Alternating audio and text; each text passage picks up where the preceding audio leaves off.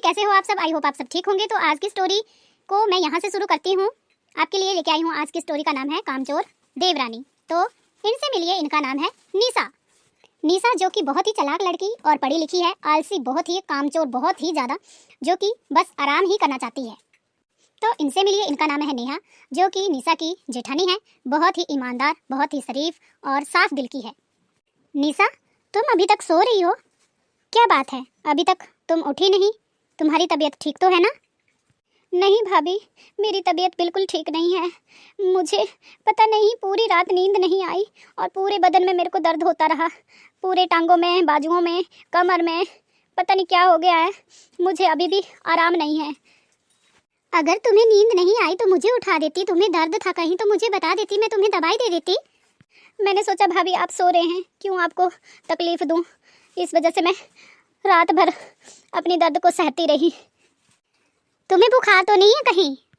नहीं भाभी, बुखार तो नहीं है, चेक किया पर, लेकिन मुझे दर्द बहुत हो रही है टांगों में, कमर में और बाजुओं में। अच्छा कोई बात नहीं, तुम रेस्ट करो, मैं काम कर लेती हूँ बाकी के घर के। ठीक है भाभी। इनसे मिलिए नेहा, निशा की सास। नाम इनका सरला है और सरला निशा से बहुत प्यार करती थी क्योंकि वह उनकी पसंद की बहू थी।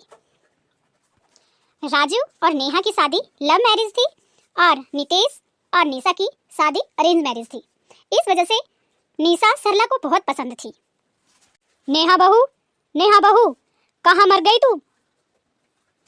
6 बजे की सो के उठी हूँ, एक कप चाय का नसीब नहीं हुआ। बस इनकी चाय को देखते रहो, मुंह सूख रहा है मेरा। ये नहीं कि पानी का गिलास दे दूं। पता नहीं कहाँ मर गई करम जली। जी माँ जी, आपने मुझे बुलाया? कहाँ मर गई थी तू? जब से सो के उठी हूँ तब से ना एक घुट पानी का मुझे मिला है, ना चाय का एक कप। ओ माँ जी, मैं घर के काम कर रही थी, झाड़ू पोछा लगाया। मैंने सोचा आप सो रहे हैं तो सोने देती हूँ, क्यों उठाऊँ आपको। इतने देर में मैं घर का काम कर लेती हूँ। निशा बहू कहाँ है? निशा अभी तक सो रही है। उसके पूरे शरीर में दर्द हो रहा था, वो पूरी रात सो नहीं पाई, इसलिए मैंने उसको आराम करने के लिए बोल दिया है। अच्छा, तू पहले नहीं बता सकती थी निशा बहू की तबीयत ठीक नहीं है? वो माँ जी मैं आपको बताने ही वाली थी। तो जा जा अपना काम कर, ज़्यादा बातें मत कर। सरला इसी तरह से नेहा से बात करती थी, उसे डांटती थी, उससे कभी भी प्यार से बात नहीं करती थी। राजू और नितेश, सरला के दोनों बेटे, बॉम्बे में नौकरी करते थे। वो कभी कभार घर आते थे। मैं अपनी निशा बहू को देख के आती हूँ, आखिर क्या हो गया है उसे। निशा बहू, क्या हो गया मेरे बच्चे को? क्यों सो रहा है? अभी तक तो उठा नहीं। माँ जी, मैंने उठने की बहुत कोशिश की पर मुझसे उठा नहीं जा रहा है। मेरे पूरे शरीर में दर्दें हो रही है, टांगों में दर्द हो रही है, कमर दर्द कर रही है, बाजुओं में भी दर्द हो रहा है। कोई बात नहीं निशा बेटा, तू सो जा, आराम कर और नेहा सारा घर का काम कर लेगी। तुम्हें किसी चीज़ की ज़रूरत हो तो आवाज़ लगा देना, तू आराम कर जा। ठीक है माँ जी। अच्छा हुआ किसी को भी पता नहीं चला कि मैं बीमार नहीं हूँ, मैं नाटक कर रही हूँ। आज पूरा दिन आराम से मैं सो के काटूंगी। हाँ, इसी तरह आए दिन निशा रोज़ नाटक करती और कहीं ना कहीं दर्द का बहाना करती। कभी सिर में दर्द, कभी कमर दर्द, कभी टांगों में दर्द, तो कभी बुखार। बस ऐसे ही 1 महीना हो गया। एक दिन क्या होता है कि नेहा रूम में आती है और निशा को नाटक करते हुए पकड़ लेती है। निशा बहन, अब तुम्हारी तबीयत कैसी है? भाभी, आज तो मेरे सिर बहुत दर्द कर रहा है, सिर फटा जा रहा है। अच्छा तो तुम ऐसा करो, आज हम दोनों डॉक्टर के पास चलते हैं और दवाई लेके आते हैं। तुम्हारा चेकअप भी करवा देती हूँ फुल बॉडी का, कि तुम्हें आखिर हुआ तो हुआ क्या है। नहीं नहीं भाभी, इसकी कोई ज़रूरत नहीं है, मैं ठीक हो जाऊँगी। हल्का सा दर्द है, वो घर में ठीक हो जाएगा। नहीं निशा, तुम रोज़ ही ऐसा बोलती हो और कहीं ना कहीं तुम्हें दर्द होता है। मैं सोच रही हूँ कि डॉक्टर के पास लेके चलूँ, और माँ जी से भी मैंने बात कर ली है। माँ जी ने भी यही बोला है कि डॉक्टर को दिखा लो एक बार। तो चलो, तुम मेरे साथ डॉक्टर के पास चलो। नहीं भाभी, मैं ठीक हो जाऊँगी, थोड़ी देर बाद में ठीक हो जाऊँगी। दवाई ली है मैंने, अभी थोड़ी देर में ठीक हो जाऊँगी, बल्कि हल्का हल्का कम भी हो गया है दर्द। पक्का ना? हाँ भाभी पक्का। कितने दिनों से नेहा बहू अकेले घर का सारा काम कर रही है। निशा बहू तो सो रही है, अपने कमरे में आराम कर रही है। इतने दिनों से कभी उसको कहीं दर्द, कभी उसको कहीं दर्द। पूरा दिन का सारा काम नेहा बहू करती है और रात को मेरे पाँव भी दबाती है। माँ जी, मैंने निशा को बोला था डॉक्टर के पास जाने के लिए, लेकिन निशा मना कर रही है जाने के लिए। हाँ, अभी मैंने देखा था, वो बाहर आई थी, मैं उससे बात करती हूँ। निशा बहू। जी माँ जी, आपने मुझे बुलाया? निशा बहू, अब तुम्हारी तबीयत कैसी है? अगर तुम्हारी तबीयत आज भी ठीक नहीं है तो मैं सोच रही हूँ कि तुम दोनों बहुएं डॉक्टर के पास होके आओ, और नेहा तुम्हारा पूरा बॉडी का चेकअप करवाएगी, डॉक्टर से दवाई लेके आएगी। ये रोज़ रोज़ तुम्हें कहीं दर्द हो रहा है, इससे मुझे बहुत परेशानी हो रही है। नहीं माँ जी, मैं आज बिल्कुल ठीक हूँ। हाँ, बातों से तो लग रहा है तो ठीक है। तो मेरे टांगों में बहुत दर्द हो रहा है, आजकल बहुत ही दर्द हो रहा है। तुम ऐसा करो, तेल की कटोरी लेके आओ और मेरी ना टांगों में तेल लगा दो। ओ माँ जी, मैं आपको तेल तो लगा देती, लेकिन मेरे हाथों में बहुत दर्द हो रहा है, आप नेहा दीदी को ही बोल दो। अच्छा बहू, कोई बात नहीं। माँ जी, मैं आपको तेल लगा देती हूँ। नहीं नहीं, कोई बात नहीं, तुम अपना काम करो। ठीक है माँ जी। और तुम निशा बहू, आज खाना तुम बनाओगी, बहुत दिनों से तुम्हारे हाथ का खाना नहीं खाया है मैंने। ठीक है माँ जी, मैं बना दूँगी। बहू, मुझे आज मटर पनीर खाना है और छोले भटूरे भी खाने हैं, तो तुम मेरे लिए वही बना देना। ठीक है माँ जी। इतने दिनों से आराम से मैं बैठी लेटी सोई खाई पी मस्त रही, लेकिन आज बहुत दिनों के बाद मुझे काम करना पड़ रहा है। मुझे तो बहुत गुस्सा आ रहा है।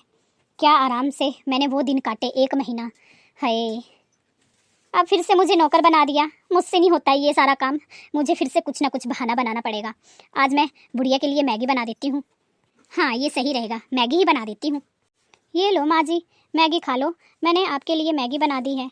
मुझसे छोले भटूरे नहीं बनाए गए, फिर से मेरी तबीयत ख़राब होने लग पड़ी।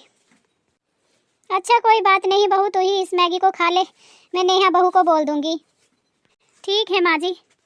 मुझे ऐसा लग रहा है कि निशा बहू काम से बचने के बहाने मार रही है, कभी कहीं दर्द कभी कहीं दर्द। हाँ, यही बात है। उस दिन मुझे नेहा ने बताया भी था कि उसे कहीं भी दर्द नहीं है, वो झूठ बोल रही है, लेकिन मैंने नेहा की बातों पे यकीन नहीं किया। माँ जी, आपको क्या खाना है? मैं बना देती हूँ फटाफट से। रहने दे बहू, जो तूने बनाया वही लेके आ, मैं वही खा लूँगी। तू भी पूरा दिन बेचारी काम करती रहती है, थक जाती है। तो क्या हुआ माँ जी, इसमें कौन सी बड़ी बात है? खाना बनाने में कोई भला थकता है? मैं फटाफट से आपके लिए बना लेती हूँ। नहीं बहू, जो भी तूने बनाया है वो यहाँ पे लेके आ, हम यहीं पर खा लेंगे दोनों मिल के बैठ के। निशा को उसके कमरे में मैं दे देती हूँ। नहीं, निशा मैगी लेके गई है, वो वही खा लेगी। बहू, मेरा तो पेट भर गया, तुम अपना देख लो। माँ जी, अभी मुझे भूख नहीं है, मैं बाद में खा लूँगी। बहू, तुम मुझे उस दिन बता रही थी कि तूने निशा को हंसते हुए देखा और डांस कर रही थी, तो क्या वो बात सही थी? हाँ माँ जी, वो तो रोज़ ही ऐसा करती है, दोपहर में खाना खाने के बाद वो तो डांस भी करती है, अपने फ्रेंड से बात भी करती है हंस हंस के। ऐसा लगता है कि वो बीमार ही नहीं है, वो नाटक कर रही है बीमार होने का। मैंने अपने कानों से भी सुना था, मैंने आपसे बोला भी, लेकिन आप। हाँ, मुझे भी ऐसा लग रहा है। इसी तरह सरला देवी अपने मन ही मन में सोचती है कि जब से नेहा की शादी हुई है, उसने किसी भी तरह की कोई भी तकलीफ उसे नहीं होने दी है, चाहे वो खाने से लेके हो, घर के काम से लेके हो, या उसकी सेवा करने तक। सारे जिम्मेवारियां उसने बखूबी निभाई है और कभी भी उसने झूठ नहीं बोला है। उसे एहसास हो गया था कि उसने नेहा के साथ बहुत ही गलत व्यवहार किया है शुरू से लेके अब तक। सरला देवी ने सोच लिया था कि नेहा और निशा दोनों को अपनी अपनी जिम्मेवारियां उठानी चाहिए, ना कि नेहा को ही सारी जिम्मेवारी उठानी है। तो अगले ही दिन सरला देवी ने निशा को बुलाया और कहा, निशा बहू इधर आना। जी माँ जी, बोलिए। आज तुम्हारी तबीयत कैसी है? माँ जी, आज थोड़ा। पहले तू मेरे सामने खड़ी हो जा। मुझे सब पता है, तुम अपना काम नहीं करना चाहती हो, इसलिए रोज़ तुम नए नए बहाने ढूंढती हो काम ना करने के, और बीमार होने के नए नए बहाने बनाती हो। ये सब नहीं चलेगा बहू। कब तक नेहा बहू अपने और तुम्हारे काम करती रहेगी? तुम्हें भी तो अपने काम करने चाहिए। माँ जी, ऐसा नहीं है, सच में मुझे दर्द होती है, तभी तो मैं काम नहीं कर पाती हूँ। नेहा बहू, मैं सब जानती हूँ, ये जो बाल देख रही हो ये धूप में सफ़ेद नहीं हुए हैं, मैं सब कुछ जानती हूँ, इसलिए प्यार से समझा रही हूँ। तुम अपना काम ढंग से करो, नहीं तो फिर मुझे ही कुछ सोचना पड़ेगा। अगर तुम अपने काम नहीं कर सकती हो तो मैं सारी जमीन जायदाद राजू और नेहा के नाम कर दूंगी। बाकी तुम्हारी मर्जी, तुम जैसे चाहो वैसे रहो। चाहे तुम नितेश के साथ किराए के मकान में रहो, चाहे घर में रहो, मुझे उससे कोई आपत्ति नहीं है। पर लेकिन तुम्हें अपने काम और अपनी जिम्मेवारियों को बखूबी से निभाना पड़ेगा। माँ जी ऐसा मत कहिए, मैं सब काम अपने आप करूँगी और आपको अब आगे से शिकायत का कोई भी मौका नहीं मिलेगा। मुझे माफ़ कर दीजिए माँ जी, आप ऐसा मत करना, हमें अपनी जायदाद में से मत निकालना। निशा को अब पता चल चुका था कि सास और जेठानी दोनों को पता है उसके नाटक के बारे में। उसने चुपचाप से सारी वो बातें मानी जो सरला देवी ने कहा। अब वो अच्छे से अपना काम करती है और अच्छे से घर में रहती है।